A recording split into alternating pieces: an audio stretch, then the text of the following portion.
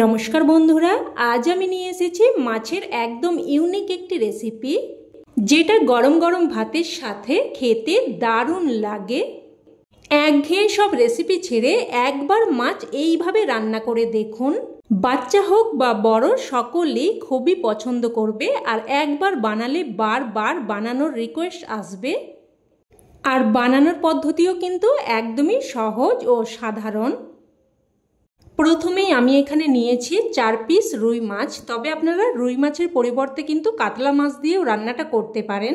এবার দেখুন, মাছগুলোকে খুব ভালোভাবে ধুয়ে তারপর মাছ থেকে ভালোভাবে জল ঝরিয়ে নিয়েছি। মাছগুলোকে ধুয়ে 5-7 মিনিট রেখে দিলেই কিন্তু মাছ থেকে জল খুব ভালোভাবে ঝরে যাবে। তো তারপর দেখুন, এর মধ্যে দিয়ে দিলাম পরিমাণ মতো লবণ আর পরিমাণ মতো হলুদ গুঁড়ো। তো লবণ আর হলুদ গুঁড়োটা মাছের সাথে ভালোভাবে মিশিয়ে নেব। তো লবণ আর হলুদটা ভালোভাবে মাখিয়ে নিয়ে এবার মাছগুলোকে প্রায় 5 থেকে 10 মিনিট মতো রেখে দেব। এবার আমি এখানে একটা মশলা তৈরি করে নেব।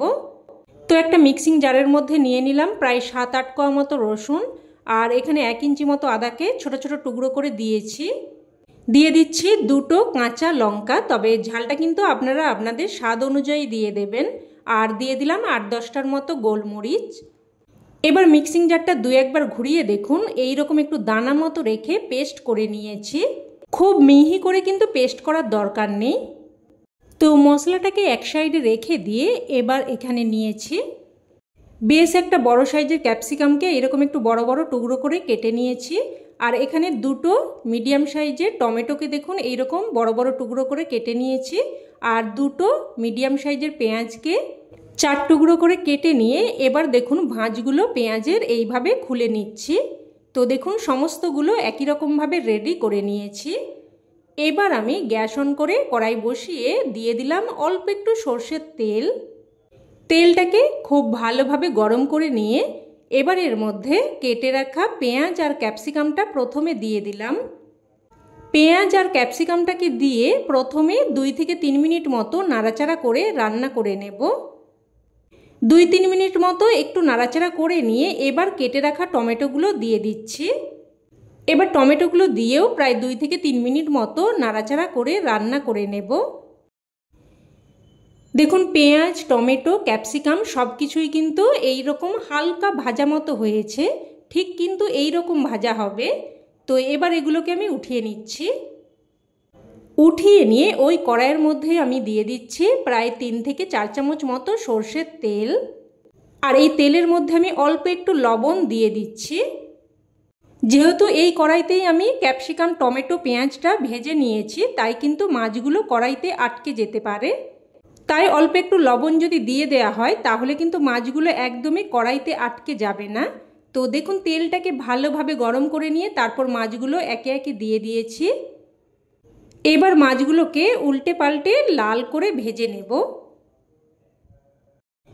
তো উল্টে পাল্টে মাছগুলোকে বেশ ভালোভাবে লাল করে ভেজে নিয়েছি। এবার মাছগুলো একে একে উঠিয়ে নিচ্ছি।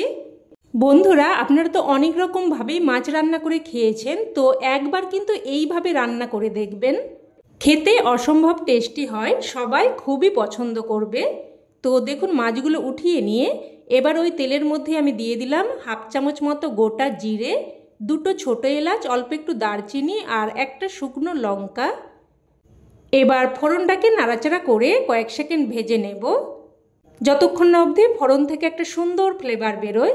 তো ফোড়নটা ভেজে নিয়ে এবার এর মধ্যে আমি দিয়ে দিলাম একটা মিডিয়াম সাইজের কুচানো পেঁয়াজ। এবার পেঁয়াজটাকে নাড়াচাড়া করে লাল করে ভেজে নেব। তো দেখুন কিছুক্ষণ নাড়াচাড়া করে পেঁয়াজটাকে এইরকম লাল করে ভেজে নিয়েছি। এবার আমি যে মশলাটা তৈরি করে রেখেছিলাম ওটা দিয়ে দিচ্ছি, আর সাথে দিয়ে দিচ্ছি একটু টমেটো। এখানে আমি একটা ছোট্ট সাইজের টমেটোকে ছোট ছোট টুকরো করে দিয়েছি। এবার এগুলোকেও নাড়াচাড়া করে কিছুক্ষণ ভেজে নেব, যাতে করে টমেটো আর মশলার কাঁচা গন্ধ চলে যায়। তো মশলাগুলোকে কিছুক্ষণ নাড়াচাড়া করে ভেজে নিয়েছি। এবার এখানে অল্প একটু জল দিয়ে দিচ্ছি, কারণ এখানে কিন্তু কিছু গুঁড়ো মশলা যোগ করব।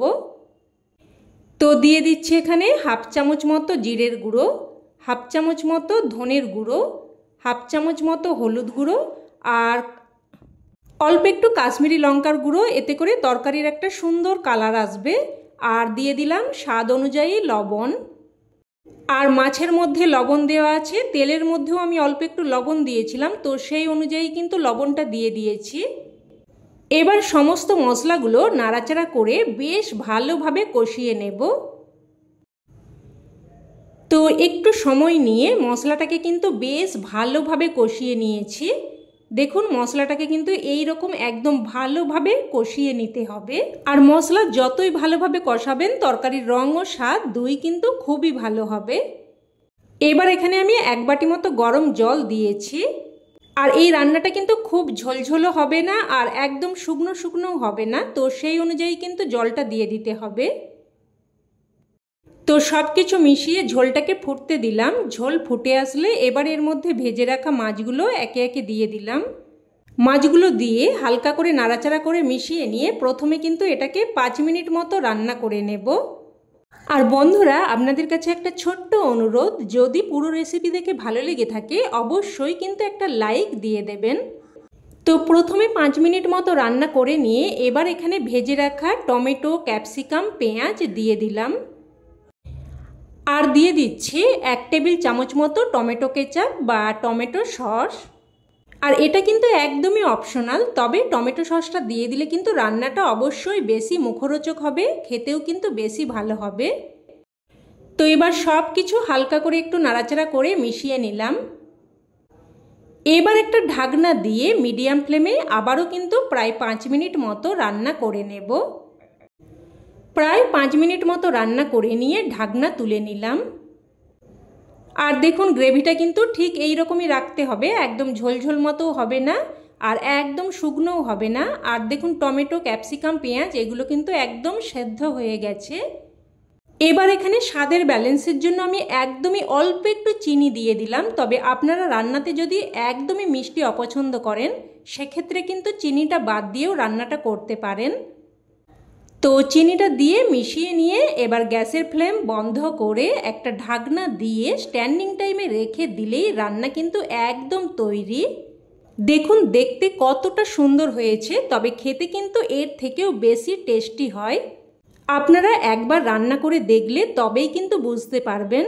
তো রেসিপি কেমন লাগলো বন্ধুরা অবশ্যই কমেন্টে জানাবেন। আর ভালো লেগে থাকলে লাইক শেয়ার করতে যেন ভুলবেন না।